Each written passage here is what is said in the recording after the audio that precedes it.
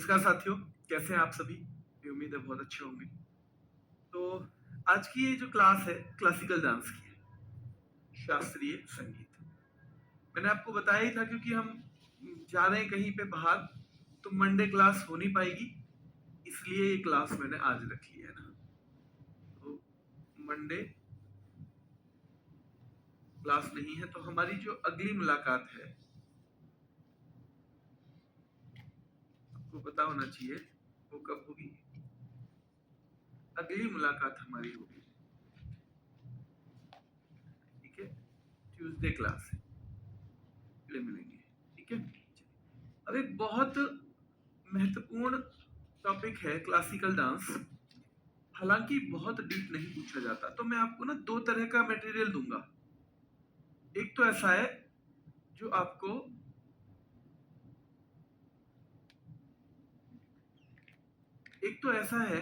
जो आपको बिल्कुल कंठस्थ याद करना है, और एक ऐसा है जिसे बस एक दो बार रिपीट कर लेना, ठीक है, एक दो बार रिपीट कर लेना, ठीक है।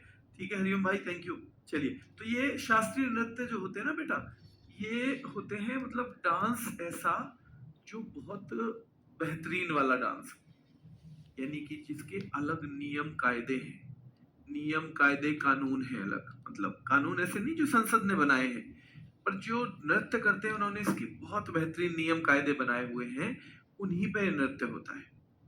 और ये नॉर्मल डांस नहीं है कहीं भी खड़े हो गए, और ज्यादातर भगवत भक्ति से जुड़ा हुआ है, यानी भगवान की भक्ति जो है वो नृत्य के माध्यम से प्रदर्शित की जाती है, तो यानी और भी बेहतरीन हो जाता है। यानी कि जो केवल नृत्य नॉर्मल मौज मस्ती का ना होके, जो एक तरह से भगवान भक्ति के लिए किया जाए, जो नृत्य की बजाय आराधना की श्रेणी में आ जाए, उसको याद रखना है। हम बोलते हैं शास्त्रीय नृत्य, अंग्रेजी में इसको क्लासिकल डांस बोल देते हैं, क्लासिकल डांस बोल देते हैं बेटा, ठीक है, क्लियर है। चलिए, शास्त्रीय नृत्यों की संख्या, एक बच्चा पूछ रहा है इकोनॉमिक्स की क्लास नहीं हो रही है, ठीक है बेटा, मैं आपको इकोनॉमिक्स की क्लास जो है पूछ के बताऊंगा नेक्स्ट वाली क्लास में कि क्यों नहीं हो रही है, ठीक है। चलिए, तो देखो क्लासिकल डांस जहां से बनेगा ना, देखो ये आपके लिए मोस्ट इंपोर्टेंट है, जो मैं दो टिक मारूंगा, यानी वो आपको कंठस्थ याद करने हैं, और एक का मतलब है तो इसकी नॉर्मल रीडिंग कर लेनी है 2-3 बार। क्या करनी है? नॉर्मल रीडिंग कर लेनी है। तो देखो, सबसे पहले शास्त्रीय नृत्यों की संख्या 8 है, और ये आपको रटा होना चाहिए। ये 8 किसके अनुसार है? हमारे यहाँ दो संस्थाएं हैं जो शास्त्रीय नृत्यों के बारे में बताती है। तो पहली है संगीत नाटक अकेडमी, तो SNA इसको बोल देते हैं बेटा, शॉर्ट में SNA इसको बोल दिया जाता है, तो संगीत नाटक अकेडमी, ठीक है। 8 नृत्य हैं। वहीं अगर सवाल में आए कि संस्कृति मंत्रालय के अनुसार, यानी according to ministry of culture, हमारे कितने नृत्य हैं? शास्त्रीय नृत्य ही ध्यान रखना है, तो वो है 9 बेटा, 9 नृत्य है, याद रखना है। और 9वां कौन सा है? क्योंकि ये 8 तो है ही, ये 8 तो कॉमन है, संस्कृति मंत्रालय के 9 में भी ये 8वां शामिल है, पर यहां एक और जोड़ दिया है बेटा, ध्यान रखना है, एक और जोड़ दिया है, तो 9वां है। क्या है वो? 9वां शास्त्रीय नृत्य है। चलिए, करंट अफेयर के लिए आदर्श सर से मैंने कल बात की है, वो आपके कोर्स में कुछ वीडियो डलवा देंगे जो आपको देखनी है, ठीक है। अभी वैसे आपके एग्जाम टाइम पे वो अलग से भी लेके आएंगे, पर अभी के लिए कुछ वीडियो वो आपके कोर्स में अपलोड करवा देंगे, आप अभी उन्हें ही देख लेना बस, ठीक है। अब सीधे पूछा जाएगा, ये जो क्लासिकल डांस है इनकी जानकारी कहाँ मिलती है? तो एक किताब लिखी हुई है, उस किताब का नाम है बेटा नाट्य शास्त्र, और वो किताब इतनी महत्वपूर्ण है संगीत के लिए कि बेटा उसकी तुलना वेदों से कर दी, और उसको पंचम वेद बेटा ध्यान रखना है, उसको क्या कहा जाता है? तो पंचम वेद कहा जाता है, उसे पंचम वेद बेटा कहा जाता है, ठीक है। क्लासिकल डांस जो है उनकी जानकारी मिलती है नाट्य शास्त्र में। अब ये नाट्य शास्त्र लिखा किसने है, ये सवाल आता है। तो बेटा ये भरत मुनि ने लिखा है, इसके लेखक है भरत मुनि, लगभग 2200 साल पुराना ये है किताब जो लिखी हुई है, और नाट्य शास्त्र। अब अगर नॉर्मल कहें, ये जो छऊ है जिसे संस्कृति मंत्रालय क्या मानता है, अर्धशास्त्रीय नृत्य, वो असलियत में बेटा नॉर्मल संगीत नाटक अकेडमी उसको अर्धशास्त्रीय नृत्य मानती है। वैसे संस्कृति मंत्रालय उसे क्या मानता है, तो उसे 9वां शास्त्रीय नृत्य मानता है। यानी दो संस्थाएं हैं। संस्कृति मंत्रालय कहता है भैया 9 डांस है, और हम तो छऊ को भी शास्त्रीय नृत्य मानेंगे, क्लासिकल डांस मानेंगे। लेकिन बेटा याद रखना है, संगीत नाटक अकेडमी कहती है भाई हमारे अनुसार तो 8 ही डांस है, और हम छऊ को अर्धशास्त्रीय मान सकते हैं, यानी सेमी क्लासिकल डांस मान सकते हैं, पर हम इसको शास्त्रीय नृत्य का दर्जा नहीं दे सकते। ये अपनी अलग अलग संस्था है, ध्यान रखना है, ये अपनी अलग अलग 2 संस्थाएं हैं, तो वो आप छोड़ो। अब ये जो छऊ है, इससे सवाल बनता है, मैंने आपको पढ़ाई थी यूनेस्को की अमूर्त सांस्कृतिक विरासत। तो बेटा ये अमूर्त सांस्कृतिक विरासतों की सूची में छऊ को कब शामिल किया गया था? तो यूनेस्को की अमूर्त सांस्कृतिक विरासतों की सूची में छऊ को बेटा 2010 में शामिल किया गया था। कहां किया गया था? 2010 में शामिल किया गया था। छऊ है 3 प्रकार का। सवाल बनेगा छऊ कितने प्रकार का है? तो छऊ एक तो सरायकेला छऊ है, दूसरा मयूरभंज छऊ है, तीसरा पुरुलिया छऊ है। ये छऊ के 3 अलग अलग डांस हैं। ये 3 अलग अलग नाम क्यों देने पड़े? क्योंकि ये 3 अलग अलग क्षेत्रों में चलता है छऊ। 3 अलग अलग क्षेत्रों में चलता है बेटा छऊ, तो याद रखना है। जो सरायकेला छऊ है वो झारखंड में बेटा किया जाता है, झारखंड में। मयूरभंज उड़ीसा में, मयूरभंज नाम की जगह पे, और पुरुलिया बेटा पश्चिम बंगाल में। से ऐसे याद कर लेना कि भैया सराय में जहां केला लगे हुए हैं वहां पे क्या होंगी? असलियत में झाड़ियों वाली जगह होगी। मयूर क्या कर लेता है भैया? मयूर तो उड़ सकता है। और भाई अगर आप बंगला लेंगे, पश्चिम बंगाल हो गया, अगर आप बंगला लेंगे बेटा तो पूरा ही तो लेंगे। अगर आप बंगला लेंगे मेरे शेरों तो कैसे लेंगे?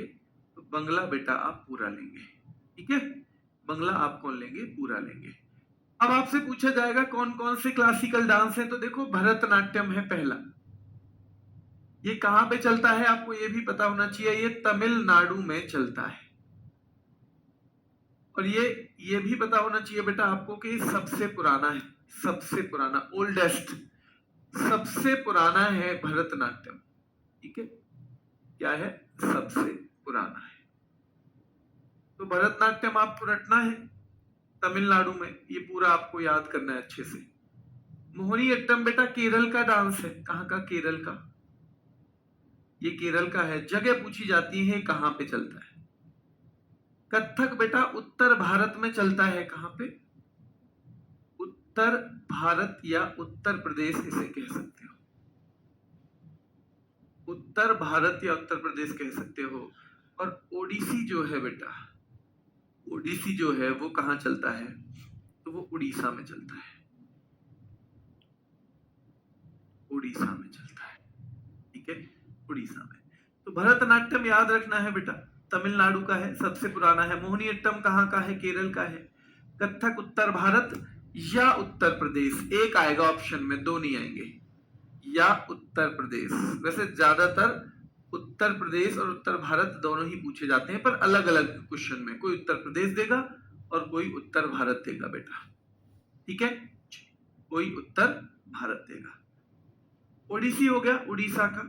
चलिए, ओडिसी कहां का है बेटा? उड़ीसा का है। अगर हम मणिपुरी डांस की बात करें तो ये 5वें नंबर का मान लो, और जरूरी नहीं है आप इसी नंबर पे रखो, आप कहीं भी रख दो, मतलब 5वां है, बस ये है मेन। तो मणिपुर के नाम में ही बेटा याद रखना है मणिपुर है, मणिपुरी के में, तो मणिपुर हो जाएगा। कुचिपुड़ी 6 नंबर पे बेटा, ये आंध्र प्रदेश का हो जाएगा। कहां का? अंधे आदमी को क्या खिला देते हैं भैया? कच्ची पूड़ी। अंधे आदमी को तो कच्ची पूड़ी भी खिला दी जाती है, ठीक है? 7वां नंबर है सत्रिया का, ये असम का है बेटा, असम। और ये सबसे पुराना है, जो सबसे नया है, सत्रिया जो है वो कौन सा है बेटा? सबसे नया, जैसे भरतनाट्यम बेटा सबसे पुराना था। ठीक है। और 8 नंबर कथकली की बात हो रही है, किसकी? कथकली की। तो ध्यान रखना बेटा, कथकली जो है ये भी केरल का है। पहला सवाल तो यही बनता है कि इनमें से कौन सा एक शास्त्रीय नृत्य नहीं है? इनमें से कौन सा एक शास्त्रीय नृत्य नहीं है बेटा? बताना है आपको। इनमें से कौन सा एक शास्त्रीय नृत्य नहीं है? पहला सवाल ये बनेगा, ध्यान रखना है। चलिए, तो ये आपको पता होना चाहिए कि भैया कौन सा नृत्य नहीं है। मणिपुरी है, हाँ जी। कुचिपुड़ी है, हाँ जी। सत्रिया है, हाँ जी। कथकली है, हाँ जी। पर छऊ है, नहीं है। क्योंकि ये पूछता है, जब तक आपसे ये ना पूछे, आपसे पूछेगा कुल मिलाकर कितने शास्त्रीय नृत्य हैं, आपसे पूछेगा कुल मिलाकर कितने शास्त्रीय नृत्य हैं, तो आप क्या बताओगे? आप बताओगे भैया शास्त्रीय नृत्य जो है कितने हैं, बताओ जल्दी से। कितने? 8। 9 तब बताओगे जब कहे संस्कृति मंत्रालय के अनुसार कितने हैं। संस्कृति मंत्रालय के अनुसार कितना है बेटा, याद रखना है। संस्कृति मंत्रालय के अनुसार अगर पूछेगा तब आपको 9 बताने हैं। ठीक है, अब तो आवाज ठीक है? अब आवाज ठीक है बेटा, मैंने थोड़ा अलग कर लिया है माइक। तो ये 8 डांस है, देखो ये मैप पे भी आपको और अच्छे से नजर आएंगे। ये उड़ीसा का हिस्सा है तो ओडिसी हो गया, ये असम का हिस्सा है तो सत्रिया हो गया, ये उत्तर प्रदेश या उत्तर भारत जहां भी आए कथक देख लेना, ये इधर केरल का जो हिस्सा है तो बेटा यहाँ कथकली और मोहिनीअट्टम दोनों हो गए, ये इधर तमिलनाडु का जो हिस्सा है बेटा भरतनाट्यम हो गया, ये आंध्र प्रदेश का जो हिस्सा है कुचिपुड़ी हो गया। क्या हो गया है? कुचिपुड़ी हो गया है। ठीक है, चलिए, तो ये हमें याद रखना है। अब देखो कहां से सवाल बनते हैं, वहां मैं 2 टिक करूंगा, ज्यादा जहां से बनते हैं। तो भाई भरतनाट्यम का पुराना नाम क्या है? सवाल बनेगा आपके ना सादिर। कौन सा नृत्य मंदिरों को समर्पित होता है? तो बेटा ये भरतनाट्यम मंदिरों को समर्पित होता है। अभी जो डांस होता है ना भरतनाट्यम, ये कुल मिला के 6 चरणों में होता है, इसके 6 स्टेप है। तो जो भरतनाट्यम है बेटा उसके 6 स्टेप है, ध्यान रखना है। कितने स्टेप हैं? 6 स्टेप हैं। और आपको पता होना चाहिए कि इसमें जो शुरू होता है नृत्य वो अलारी पे होता है, किससे? अलारिपू से। और जो खत्म होता है वो तिल्लाना पे होता है। तो नृत्य का आरंभ होता है, जो 6 चरण है उनके पहले पूछा जाता है कि पहला चरण कौन सा है। तो अलारिपू, ये जो है जिसे आह्वान कहते हैं, हम किसी को बुलाते हैं, तो नृत्य जो है वो अलारिपू से शुरू होगा और तिल्लाना या थिल्लाना पे इसका डांस होगा। अंदर के 6 स्टेप मैंने लिख दिए हैं, लेकिन आपको याद करने की ज्यादा जरूरत नहीं है। आपको याद करने की इसको ज्यादा जरूरत नहीं है। कोई बच्चा किसी और एग्जाम की भी तैयारी कर रहा हो तो वहां वो देख सकता है इसे। अग्नि नृत्य और दासी अट्टम के नाम से भी जाना जाता है। तो मंदिरों का नृत्य तो है ही, सादिर तो बोलते ही है, पर इसे अग्नि नृत्य के तौर पे भी जानते हैं बेटा, और दासी अट्टम भी। पूछा जाएगा कौन से धर्म से संबंधित है, तो शैव धर्म। बहुत महत्वपूर्ण सवाल है, यानी भगवान शिव के समर्थकों के हिसाब से है ये। ठीक है बेटा, याद रखना है। और भरतनाट्यम में एक ही कलाकार कई भूमिकाएं निभाता है जब, तो उसको एकाहार्य कहा जाता है। तो पूछता है भरतनाट्यम में एकाहार्य किसको कहा जाता है बेटा? एकाहार्य किसको कहा जाता है भरतनाट्यम में? तो याद रखना है बेटा, ये जब एक ही कलाकार अलग अलग भूमिकाओं का निर्वहन करता है। एक ही कलाकार अलग अलग भूमिकाओं का निर्वहन करता है बेटा, तो उसे हम कहते हैं एकाहार्य। भरतनाट्यम में कविता पाठ करने वाले व्यक्ति को सीधे सवाल आता है कि भरतनाट्यम में नट्टू वनार किसे कहते हैं? जो कविता पाठ करता है और निर्देश देता रहता है कि भाई ऐसे करो, ऐसे करो, ऐसे करो। तो जो एक तरह से निर्देश देने का काम करता है, डायरेक्शन देने का काम करता है बेटा, उसको कहते हैं हम नट्टू वनार। क्या कहते हैं? नट्टू वनार कहते हैं। नाट्य रूप का स्वरूप पाने वाला भारत का पहला शास्त्रीय नृत्य कौन सा है? नाट्य रूप का स्वरूप बेटा, नाट्य रूप यानी नाटक का रूप पाया हुआ है उसने, ये भरतनाट्यम है। और सीधे सवाल आता है बेटा यहां से, क्योंकि अंग्रेजों ने, ध्यान रखना है, भरतनाट्यम पर प्रतिबंध लगाया था 1910 में। अंग्रेजों ने कहा इसकी कुछ प्रथाएं ठीक नहीं है, जैसे इसमें देवदासी प्रथा मानी जाती है, यानी बहुत सारी लड़कियों को मंदिरों को दान दे दिया जाता था। अब मंदिर के भाई, इनकी जिंदगी भगवान के लिए ही समर्पित है, तो इन सब प्रथाओं से अंग्रेजों को लगा ये ठीक नहीं है, तो ये 1910 में प्रतिबंध लगाया। और सीधे सवाल आता है कि भरतनाट्यम पर ब्रिटिश सरकार ने कब प्रतिबंध लगाया था? भरतनाट्यम पर ब्रिटिश सरकार ने कब प्रतिबंध लगाया था? तो ये सवाल सीधे सीधे आता है, सीधे सीधे आता है बेटा, ठीक है। अब यहां से सवाल बनता है, देखो, चिदम्बरम मंदिर के गोपुरम पर किस नृत्य के चित्र हैं? गोपुरम होता है किसी मंदिर का मुख्य द्वार, मुख्य प्रवेश द्वार। और साउथ में ध्यान रखना है, साउथ में ऊंचे ऊंचे मंदिरों की शुरुआत में ही ऊंची दीवार होती है, ऊंची दीवार, यानी जहां गेट है छोटा सा गेट लेकिन ऊंची दीवार है बेटा, ऊंची दीवार है, ध्यान रखना है, ठीक है। तो किस मंदिर के गोपुरम पर बेटा भरतनाट्यम के चित्र के वो है, पिक्चर है? तो चिदम्बरम मंदिर के गोपुरम पर है।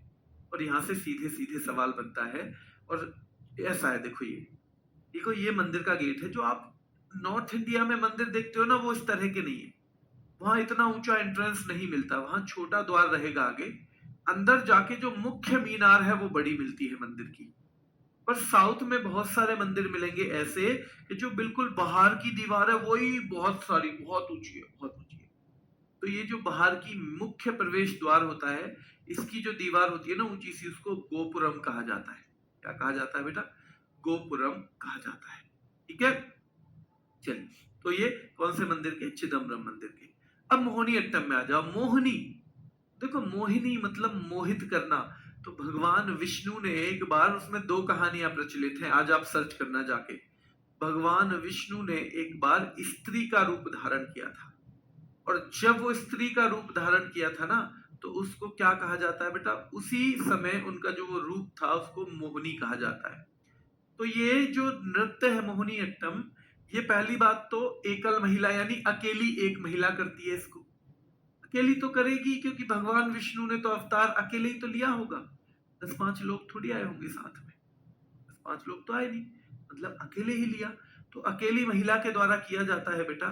और कौन सा नृत्य, सवाल पूछा जाएगा, कौन से नृत्य में भगवान विष्णु के स्त्री रूप की कहानी है? तो मोहिनी अट्टम में भगवान विष्णु के स्त्री रूप की कहानी है बेटा। कसाबू साड़ी किसमें पहनी जाती है? भैया जब किसी को मोहित करने की बात आएगी तभी तो व्यक्ति कसी हुई साड़ी पहनेगा, बिल्कुल फिटिंग की। तो ध्यान रखना है, कसाबू साड़ी कब पहनेंगे? तो भैया जब मोहित करना है किसी को, इस तरह से आप इसे याद कर सकते हो, कसाबू साड़ी। जैसे आजकल वर्दी पहनते हैं बहुत सारे बच्चे, है ना, नए जो बच्चे बिल्कुल फिटिंग की वर्दी पहनते हैं ना, तो आपको याद रखना चाहिए भाई कसाबू साड़ी पहनी जाती है मोहिनी अट्टम में, ठीक है। मोहिनी अट्टम में। सीधे सीधे व्यवहार माला एक ग्रंथ है, पुराना ग्रंथ मतलब पुरानी किताब, कोई बड़ी सी किताब लिखते हैं ना उसको ग्रंथ बोल देते हैं। तो व्यवहार माला है, व्यवहार माला में कौन से नृत्य का उल्लेख है? तो इसे आप कनेक्ट करना कि भैया किसी का व्यवहार ही तो हमें मोहित कर देता है, वरना कोई हमें कमा के तो खिलाएगा नहीं, मेहनत तो लाइफ में हमको ही करनी है। पर किसी के घर गए, उसने बहुत अच्छा व्यवहार किया, तो वो हमें मोहित कर देता है। तो बेटा व्यवहार नामा, जो याद रखना है बेटा, व्यवहार माला नाम के प्राचीन ग्रंथ में किस नृत्य का उल्लेख है? तो मोहिनी अट्टम का उल्लेख है, मोहिनी अट्टम का उल्लेख है बेटा, ठीक है, मोहिनी अट्टम का। भगवान विष्णु के स्त्री रूप की कहानी हम पहले भी बता चुके हैं। जादूगरनी का नृत्य, भैया इसने तो मुझ पे जादू सा कर दिया। कहते हैं ना, अरे भैया आज तो एक लड़की देखने गए थे शादी के लिए, अरे बड़ी सुंदर थी, उसने तो बिल्कुल जादू सा ही कर दिया। बोलते हो ना आप लोग कई बार जब रिश्ते रिश्ते आते हैं। तो भैया याद रखना है, जादूगरनी का नृत्य, जो जादूगरनी होती है ना वो मोहित कर लेती है। क्या कर लेती है बेटा? मोहित कर लेती है, जादूगरनी याद रखना है। तो जादूगरनी का नृत्य भी मोहिनीअट्टम को कहा जाता है। और इसमें एक सवाल बनता है, कौन सी भाषा? तो बेटा मणि प्रवलम भाषा यूज होती है। और मणि प्रवलम दो भाषाओं का योग है, संस्कृत प्लस बेटा मलयालम। मलयालम केरल में चलती है भाषा, याद रखना है। केरल के लोगों को मलयाली लोग भी कहते हैं। केरल का जो साहित्य है उसको मलयाली साहित्य भी बोला जाता है। केरल का ध्यान रखना है, ध्यान रखना है। ये केरल का जो सिनेमा है उसको मलयाली सिनेमा सिनेमा कह देते हैं, मलयालम सिनेमा। तो ये हमें याद रखना है, ठीक है। चलिए, और ये इसके अलग अलग रूप है, तेवितिचियट्टम, नंगई नाटकम, दासियात्तम। पर ये यहाँ से सवाल बहुत ज्यादा तो बनेंगे नहीं मेरे ख्याल से आपके। मणिपुरी पे आ जाओ। अब मणिपुरी भगवान कृष्ण के बचपन की कहानियां है इसमें। और इसका एक रूप है जिसमें बेटा कृष्ण और राधा की प्रेम कहानी भी है। अब क्योंकि कृष्ण से संबंधित है तो कौन सा संप्रदाय हो जाएगा? वैष्णव, विष्णु संप्रदाय। यानी वैष्णव जो विष्णुओं को मानते हो, विष्णु को मानते हो। पूछा जाएगा मणिपुरी के दो भाग कौन कौन से हैं? तो जागोई और चोलम। दो भाग में होता है बेटा जागोई और चोलम। और याद रखना है तीन इसकी स्टाइल है, तीन स्टाइल से किया जाता है ये। तो एक तो लाई हरोबा इसकी स्टाइल है, एक संकीर्तन और एक रासलीला। और ये जो रासलीला है खास तौर पे राधा कृष्ण की थीम पर आधारित है, राधा कृष्ण की थीम पे। तो मैंने अगर भाग पूछे तो कितने हैं? दो। यानी कितने भाग में किया जाता है? दो में। और शैली पूछी जाए, स्टाइल, तो तीन स्टाइल से किया जाता है बेटा। इतनी स्टाइल में किया जाता है, तो ये तीन स्टाइल से किया जाता है, ठीक है। 64 तालों का प्रयोग होता है। यहां से सवाल बनता है कि भैया इसमें कलाकार दर्शकों से सीधी आंख नहीं मिलाते, सीधे। तो ध्यान रखना है, अगर किसी दर्शक के पास मणि है तो उससे तो भाई आंख कैसे मिलाएं? चुंधिया जाएंगी आंखें, तो चुंधिया जाएंगी ना आंखें, उससे तो आंख नहीं मिला सकते। तो भैया मणि वाले डांस में आंखें नहीं मिल सकती, ऐसे हमें कनेक्ट करना है। व्यवहार हमें मोहित करता है, तो व्यवहार माला हमें करना है बेटा मोहिनीअट्टम से। कसी हुई साड़ी किस लिए पहनी है? तो मोहित करने के लिए। तो कसावू साड़ी का प्रयोग इसमें होता है बेटा मोहिनीअट्टम में। अब ध्यान रखना है, इसके दो भाग हो गए, जागोई और चोलम। वैष्णव संप्रदाय हो गया क्योंकि भगवान कृष्ण से संबंधित है, भगवान कृष्ण या विष्णु जी से संबंधित, मतलब वैष्णव संप्रदाय। इसकी तीन शैलियां हैं, लाई हरोबा, संकीर्तन और रासलीला। और बेटा कलाकार दर्शकों से सीधे आंख नहीं मिलाते। अब एक सवाल और पूछा जाता है कि बेलनाकार एक स्कर्ट पहनी जाती है इसमें, जिसका नाम है पोटलोई। तो कौन से नृत्य में कलाकार एक बेलनाकार, बेटा ध्यान रखना है, कौन से नृत्य में कलाकार एक बेलनाकार स्कर्ट पहनते हैं जिसे पोटलोई कहा जाता है? तो इसी में बेटा, इसी में ध्यान रखना है, ठीक है। और पारंपरिक नट गायन का प्रयोग किस नृत्य में किया जाता है? तो मणिपुरी में किया जाता है। और नागबंध मुद्रा किससे संबंधित है? तो नागबंध मुद्रा जो है वो बेटा मणिपुरी से संबंधित है, से मणिपुरी से संबंधित है नागबंध मुद्रा। नागबंध जो मुद्रा है वो मणिपुरी से संबंधित है, ठीक है। और नाग, नाग के पास ही तो होती है मणि, किसके पास होती है बताओ? नाग के पास ही मणि होती है। नागबंध मुद्रा मणिपुरी, तो नाग के पास होती है मणि बेटा, ठीक है। चलिए, तो याद रखना है ये सब चीजें हमें अभी मणिपुरी के बारे में याद रखते हैं। फिर ये एक सवाल आता है कि पैना एक म्यूजिकल इंस्ट्रूमेंट है, पैना। तो ध्यान रखना है बेटा, पैना एक म्यूजिकल इंस्ट्रूमेंट है और वो किस डांस में यूज होता है? तो मणिपुरी में यूज होता है। तो एक सवाल यहां से भी सीधा बनता है। अब बेटा मैं बता रहा हूं कि जहां जितना डीप नहीं आएगा, देखो नॉर्मल पढ़ना है, आप बस इतना पढ़ लो कि कौन सा डांस कहां से है, कोई दिक्कत नहीं है। सबसे पुराना कौन सा है, सबसे नया कौन सा है, मैं आपको दोनों चीजें दे रहा हूं, मौका है ना। बाकी आपको अगर अच्छे से पढ़ना है और आप चाहते हो कोई भी सवाल बाहर ना जाए तो थोड़ा सा फिर अलग से पढ़ लेना। मतलब जो जो मैं टिक लगा रहा हूं, दो अगर उतना ही कर लोगे तो अभी बाहर नहीं जाएगा आपसे सवाल, ठीक है। उतना कर सकते हो। बाकी जिस बच्चे को थोड़ा सा इश्यू हो याद करने में, तो वो, अब देखो कसावू साड़ी आप भूलोगे, रटना थोड़ी पड़ रहा है कि भैया मोहित करने के लिए कसी हुई साड़ी, और मोहित करने के लिए भैया भगवान विष्णु ने रूप रखा हुआ है। अब जो केरल का डांस है, सीधी बात है, उसमें भाषा मणि प्रॉब्लम है, रट जाएगी हमको, रटी जानी है, ठीक है। तो बिल्कुल हमेशा ऐसा होता है कि कोई बच्चा चाहे तो कि भाई मुझे तो बहुत हल्का हल्का से याद करना है, तो हमेशा कर सकता है, ठीक है। चलिए, तो कुचिपुड़ी का जन्म बेटा, कुचिपुड़ी आंध्र प्रदेश का है, क्योंकि कच्चीपुड़ी अंधे आदमी को ही खिलाई जाती है। तो बेटा एक कृष्णा जिला है, कृष्णा आंध्र प्रदेश में, वहां पे कुचेलापुरम गांव है। तो उस कुचेलापुरम गांव में याद रखना है, आंध्र प्रदेश के उस कुचेलापुरम गांव के नाम पर कुचिपुड़ी का नाम रखा गया है। कुचिपुड़ी का आधार किसे माना जाता है? तो कुचिपुड़ी का ध्यान रखना है बेटा, आधार भागवत और पुराण को माना जाता है। कुचिपुड़ी का आधार भागवत और पुराण को माना जाता है, ठीक है। और भैया जो पूड़ी है उसको कहां पे रखोगे? तो पीतल की तस्तरी में। भैया तस्तरी में किसको रखा जाता है? तो पूरी को। और पूरी मतलब कच्ची पूरी, और कच्ची पूरी मतलब आंध्र प्रदेश। तो पीतल की तस्तरी में कौन सा डांस होता है बेटा? पीतल की तस्तरी में भी डांस जो है होता है, इसमें एक स्टेप पे जाके, तो वो कहाँ पे है? कुचिपुड़ी में। तो कुचिपुड़ी का जन्म पूछेंगे तो कुचेलापुरम गांव, कृष्णा जिला। और बेटा पीतल की तस्तरी पर पैर रखकर नृत्य किया जाता है। देखो साउथ इंडिया के जितने भी डांस हैं उनमें कर्नाटक म्यूजिक यूज होता है। क्या होता है? कर्नाटक म्यूजिक। अब सीधे सीधे यहां से सवाल बनता है, कुचिपुड़ी का आदि गुरु किसे माना जाता है? तो बेटा सिद्धेंद्र योगी को माना जाता है। और दूसरा सवाल बनता है, भाम कल्पम नाटक की, बेटा भाम कल्पम नाटक की रचना किसने की है? तो सिद्धेंद्र योगी ने की है। और ये 2 पॉइंट आप याद कर लेना, ठीक है। कौन से नर्तकों को भागवतालू के नाम से जाना जाता है? तो बेटा कुचिपुड़ी के जो डांसर हैं उनको भागवतालू के नाम से जाना जाता है। याद रखना है ये भी। तो कुचिपुड़ी याद रखना है बेटा। और एक मंडूक शब्दम जो शब्द है वो किस में यूज होता है? तो कुचिपुड़ी में ही यूज होता है। और जल चित्र नृत्यम भी किस में यूज होता है? कुचिपुड़ी में। हालांकि ये वाला पेज आपकी मर्जी, आप पढ़ो ना पढ़ो, पर ये सारी की सारी डिटेल आपको पढ़नी है जो मैं बता रहा हूँ। फिर से देखो, कुचिपुड़ी का जन्म कहाँ हुआ? आंध्र प्रदेश में। कहां पर? कुचेलापुरम गांव में। किस जिले में? कृष्णा जिले में।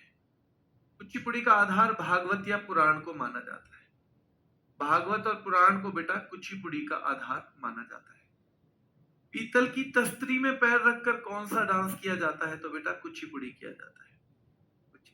कुचिपुड़ी का आदि गुरु किसे माना जाता है? तो सिद्धेंद्र योगी को माना जाता है। और भाम कल्पम की रचना किसने की है? तो सिद्धेंद्र योगी ने ही की है बेटा, सिद्धेंद्र योगी ने ही की है।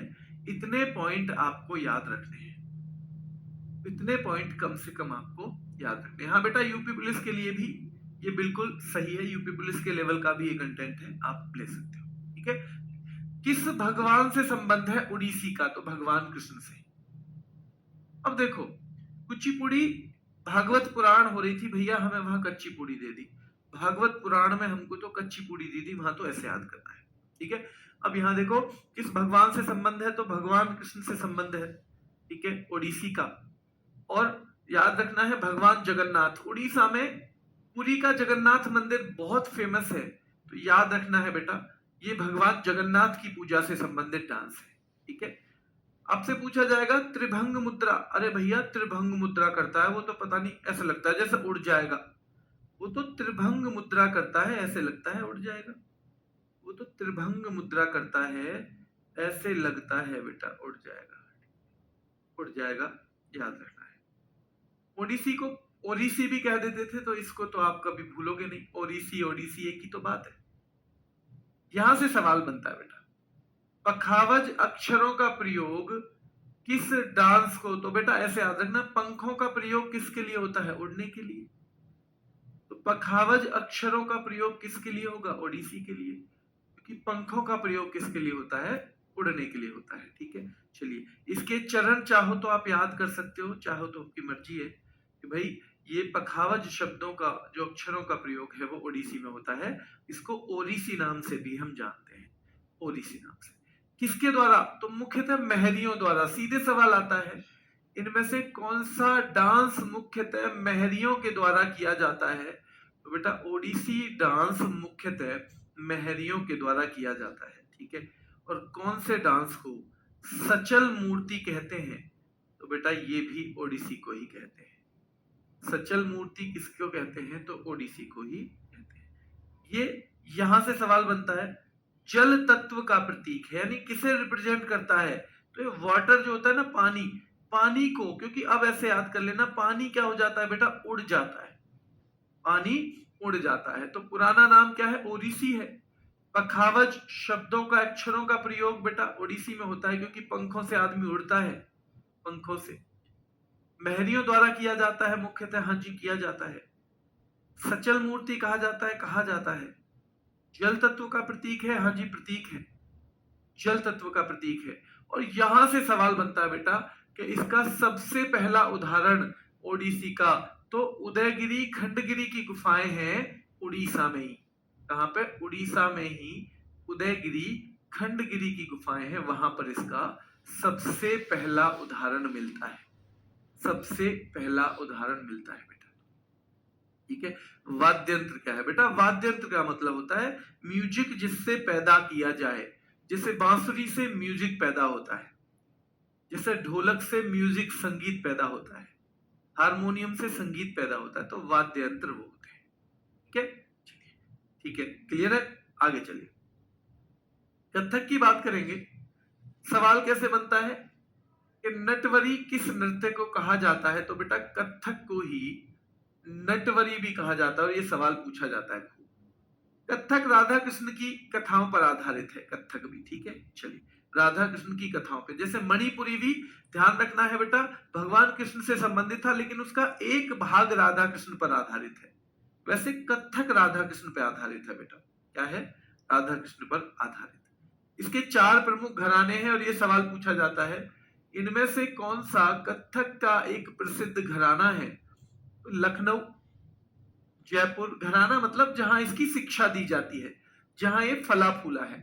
तो बेटा लखनऊ घराना भी, बनारस भी, ये तो 2 यूपी में है, एक जयपुर में है यानी राजस्थान, और एक रायगढ़ यानी छत्तीसगढ़।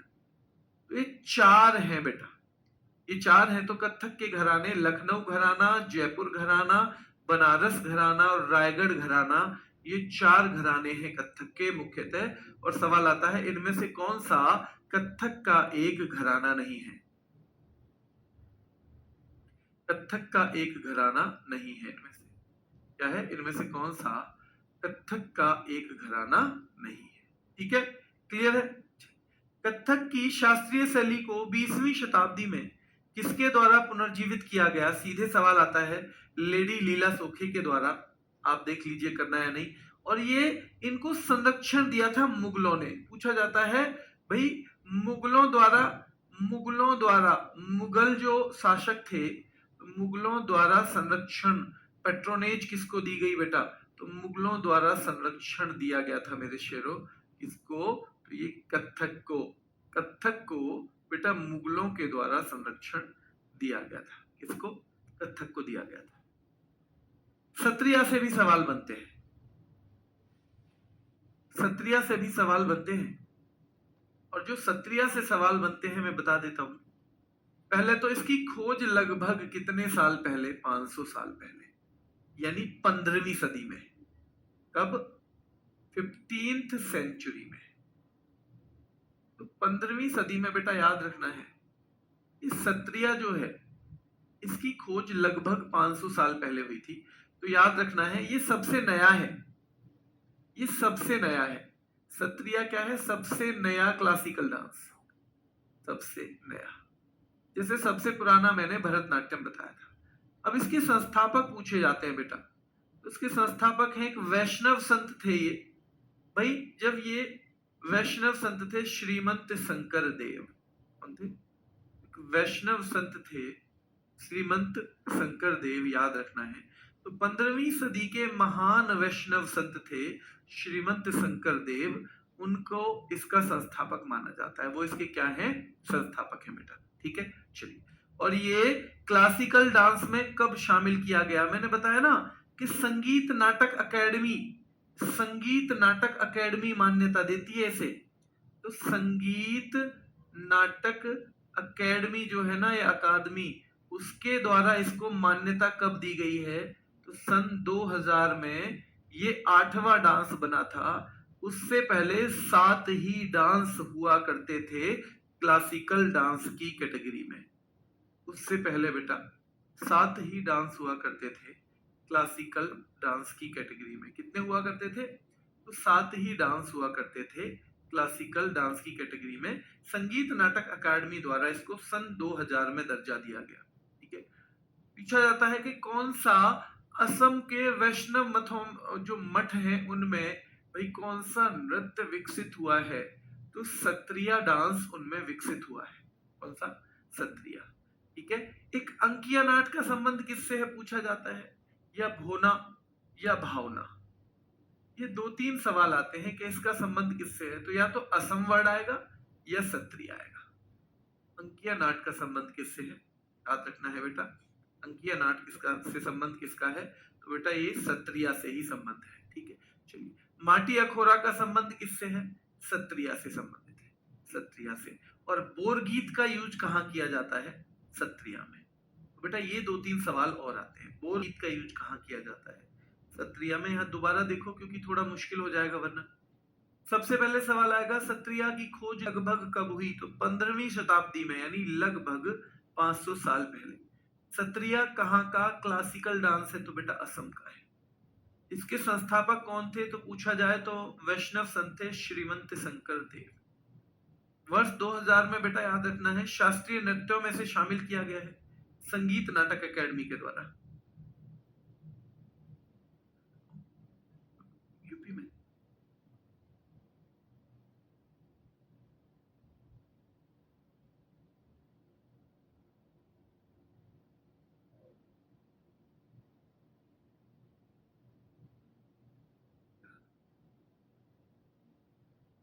चलिए, असम के वैष्णव मठों में कौन सा नृत्य विकसित हुआ है?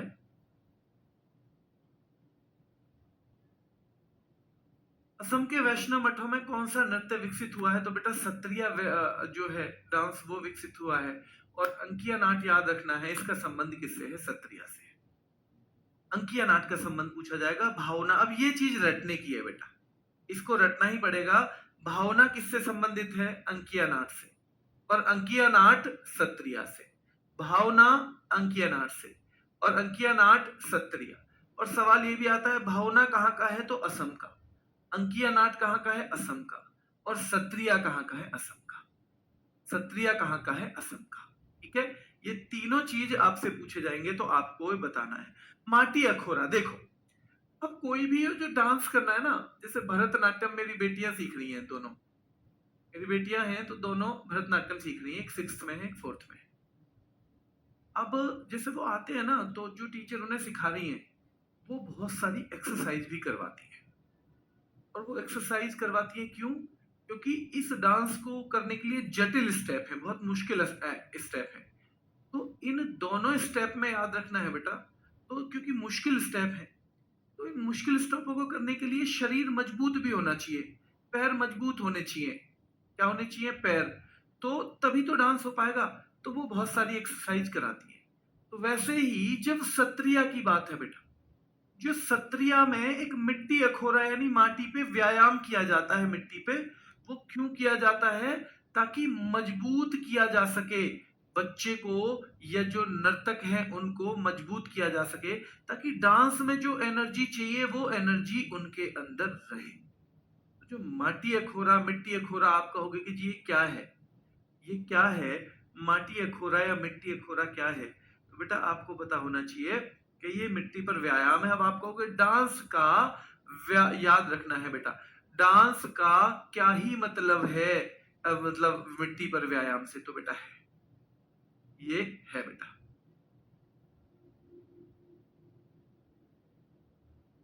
क्लियर है? आगे देखिए, कथकली लास्ट है भाई। कथकली कथा कही जाती है इसमें तो महाभारत और रामायण की और बाकी चीजें भी पुराण वगैरह की कथा, क्योंकि कथकली मतलब कथा कही जा रही है। अब ये पुरुषों द्वारा, क्योंकि देखो केरल में 2 हैं, मोहिनी को तो बांट दिया महिलाओं में और ये हो जाएगा बेटा पुरुषों द्वारा। ध्यान रखना है विशेष रूप से पुरुषों के द्वारा किया जाता है। इसमें जो नायक है ये दो बहुत महत्वपूर्ण है। इसमें मतलब अलग अलग रोल भूमिका आदमी प्ले करता है। कोई करता है राक्षस टाइप की, कोई करता है जैसे कोई नायक हो, एक्टर टाइप हो, अच्छी चीजें करने वाला। तो याद रखना है बेटा कि इसमें नायक को पाचा कहा जाता है, खलनायक को कथी कहा जाता है, और महाभारत और रामायण पर आधारित है। नाम है इसका कथकली। सवाल कैसे आता है, इसमें बहुत सारा मेकअप भी होता है। कौन से नृत्य में बहुत सारा मेकअप होता है? कथकली में। कौन से नृत्य में चेहरे से हाव भाव का प्रदर्शन? आप आज डालना उसमें गूगल पे या यूट्यूब पे जाके कथकली डांस, आप देखना जो डांसर है ना कैसे हाव भाव दिखाते हैं बेटा। ध्यान रखना है कैसे हाव भाव दिखाते हैं, ये आप देखना बेटा, ठीक है। तो इसमें चेहरे का हाव भाव का प्रदर्शन किया जाता है। चेहरे के हाव भाव का प्रदर्शन किसमें किया जाता है बेटा, याद रखना है, ठीक है। कथकली का नाट्य स्थान क्या है बेटा? जब जहां पे कथकली का नाटक होता है उसको कुट्टम पालम बोलते हैं। और ये सवाल पूछता है कि कथकली की शुरुआत किससे होती है? तो बेटा कोली केली कोट्टू नाम का ढोल है उसे बजाने से। केली कोट्टू नाम का ढोल बजाने से होती है। कथकली में 24 मुद्राएं होती हैं। कितनी होती हैं? 24 बेटा। इडक्का, चिंदा और मडालम ये वाद्य यंत्र हैं। इसमें वाद्य यंत्र में ये इडक्का बहुत पूछा जाता है। इडक्का का संबंध बेटा एक कथकली में यूज होता है बहुत सारा। और जैसे ओडिसी मैंने बताया था जल तत्व, वैसे ही कथकली आकाश तत्व का प्रतीक है। कथकली क्या है बेटा? आकाश तत्व का प्रतीक है, ठीक है। और कथकली में भी वही भाषा, क्योंकि ये भी केरल का है।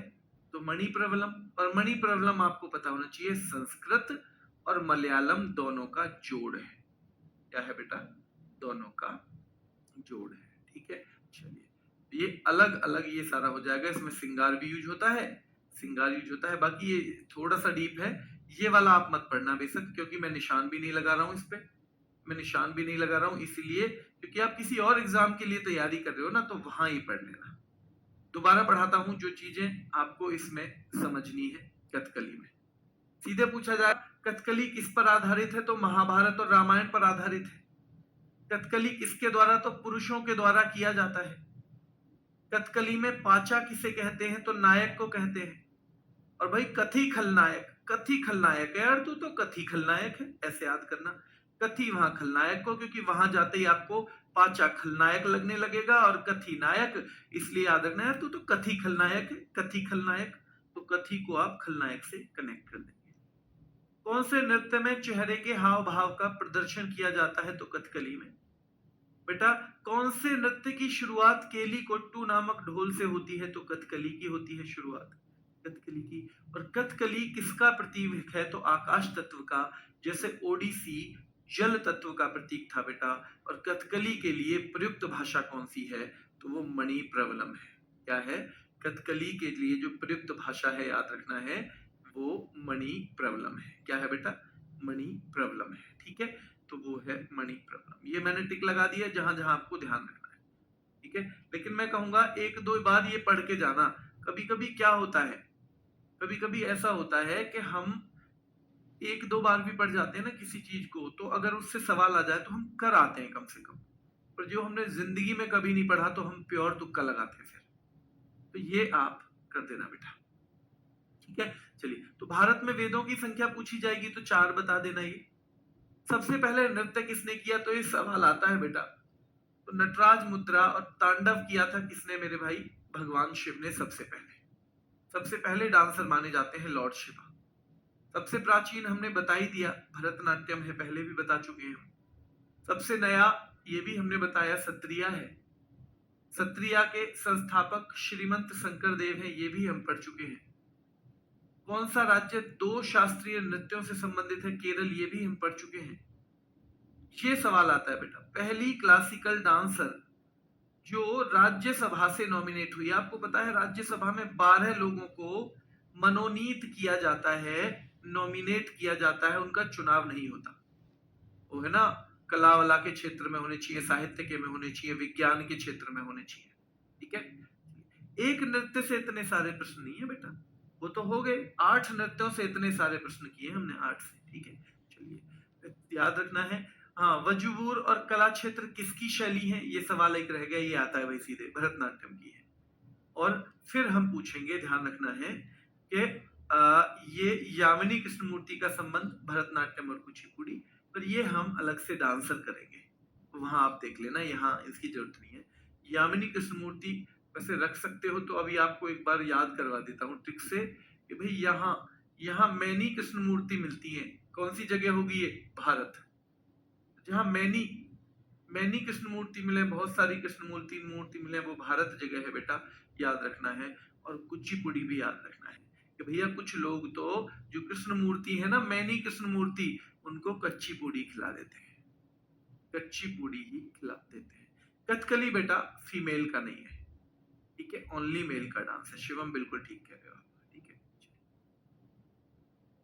बेटा। फिर भी मैं कहूंगा कि जो मैंने इसमें डाला है, 2 रीडिंग तो सबकी कर लेना, रिवीजन उन्हीं का करना जिसका मैंने अभी आपको टिक लगाया है, लेकिन 2 रीडिंग सबकी कर लेना, ताकि आपको थोड़ा सा फायदा हो जाएगा, ठीक है। देखो, जिसको स्टैटिक जी के क्विज में डालता हूँ रोज, सोनवीर सर RW नाम का टेलीग्राम चैनल है, 75 के करीब बच्चे हैं इस पे, जिसको थोड़ी सी प्रैक्टिस भी चाहिए ना, वो वहां कर ले, है ना, तो वो वहां कर सकता है, जो थोड़ी सी प्रैक्टिस भी चाहिए। और एक चीज जो मैं भूल रहा था, जो आपको मैं बता दूं, कल सुबह 8 बजे क्लास होगी यूट्यूब पर, हमारा चैनल है रोजगार विद अंकित, कल सुबह 8 बजे। वो क्लास का नाम है जीएस क्विज, जीएस क्विज 1। ये संडे टू संडे हुआ करेगी। इसमें मैं लगभग 75 प्लस सवाल करवाऊंगा, और वो भी केवल 40 से 45 मिनट के अंदर, 40 मिनट के आसपास में, और वो सीधे सीधे आने वाले सवाल हैं। तो वो वैसे उस पर लिखा रहेगा बेटा एसएससी जीडी, उस पर लिखा रहेगा ऊपर थंबनेल पे एसएससी जीडी, लेकिन वो आपके लिए बहुत बेनिफिट की होने वाली है क्लास, आपके लिए बहुत बेनिफिट वाली क्लास होने वाली है, तो आप वो जरूर ले लेना, चाहे आप कुछ लो या ना। जैसे मैंने कभी आपको एसएससी जीडी का जो प्रैक्टिस सेट हो रहा है ना, उसके लिए नहीं बोला। क्यों नहीं बोला? क्योंकि मुझे पता है कि वो बहुत डीप में जाते हैं वहां, हम वो उतना आपको उसमें जाने की जरूरत नहीं है, पर ये आपके लिए रामबाण हो जाएगा जीएस क्विज। और अगर ये ऐसा भी हो सकता है कि मैं लगभग आपके पेपर तक ही इसको चलाऊं, तो तब तक लगभग लगभग बेटा, अगर हर वीक 75 भी सवाल हुए ना, और 10 वीक हो गए, तो 750 बहुत महत्वपूर्ण सवाल आप कर लोगे, ठीक है। मतलब कल करंट होगा 8 बजे बेटा, आपकी मर्जी है, आप उसे आगे पीछे कर लेना, कभी भी कोई दिक्कत नहीं है, आप उसे थोड़ा बहुत आगे पीछे भी कर सकते हो। कल करंट की कौन सी क्लास 8 बजे? नहीं, 6 होती है डेली, तो संडे को कौन सी है वो, मतलब वीकली रिवीजन? अच्छा ठीक है बेटा, कोई सी एक क्लास बाद में कर लेना जो आपको ठीक लगे, ठीक है। और ये आपके लिए बेहतरीन रहेगी, आप करेंगे तो फायदा है, नहीं भी करेंगे तो कोई बात नहीं है। अगर जिसको ये लगता हो कि मैं अपने आप भी प्रैक्टिस कर सकता हूँ और बुक्स वगैरह से कहीं से भी कर लूंगा, तो ऐसी कोई बहुत जरूरी भी नहीं है। पर जो बच्चे सीरियस हों स्टूडेंट, वो जरूर जुट जाना, मेरी उनसे जरूर रिक्वेस्ट रहेगी, ठीक है। हाँ ठीक है। हाँ, चैनल वही है हमारा, रोजगार विद अंकित यूट्यूब चैनल, ठीक है, इतना ही।